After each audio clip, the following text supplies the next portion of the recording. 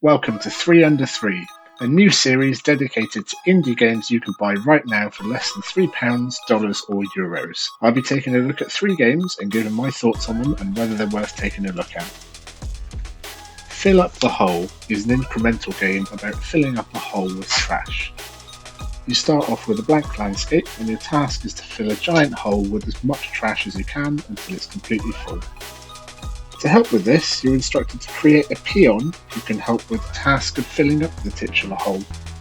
Each piece of trash you throw into the hole gives you money, which you can use to create more peons and also buildings such as houses to increase your maximum peons, factories to create more trash, and catapults to help throw the trash into the hole from a long distance.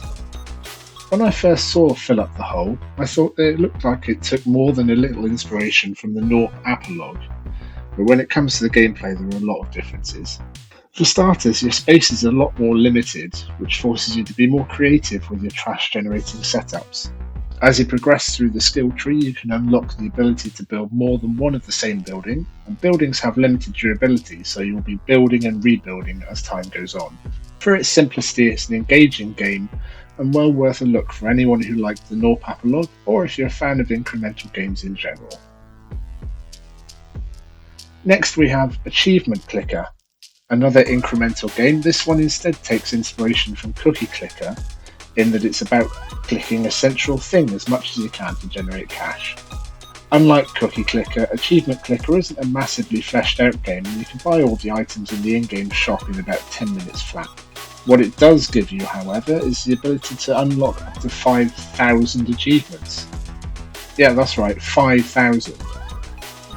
Most of these are unlocked by just spending time in the game, as you'll unlock one every second as you play the game, and most of the rest are unlocked by clicking. Overall, I was left disappointed by Achievement Clicker as I was hoping for a more in-depth experience, but if achievements are your thing, then it's worth a punt. Just don't expect too much more from it than that.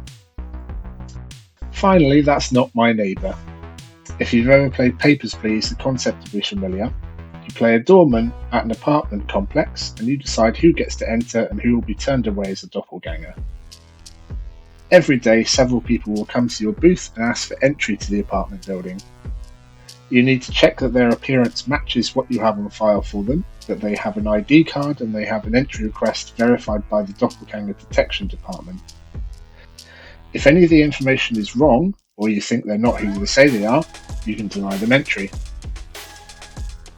You can also push the big red button which initiates the cleanup protocol, though it's not entirely clear why you choose this over denying.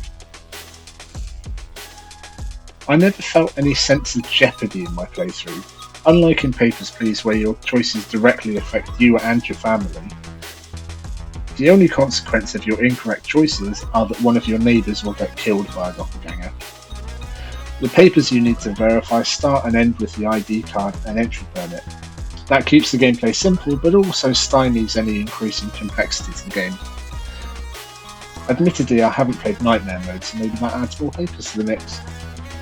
That's Not My Neighbour is no ball nice little game, but lacks enough complexity for me to recommend it to fans of the genre. And that's it. Thanks for watching. Don't forget to like the video if you liked it, and subscribe for more indie game reviews on 3 Under 3.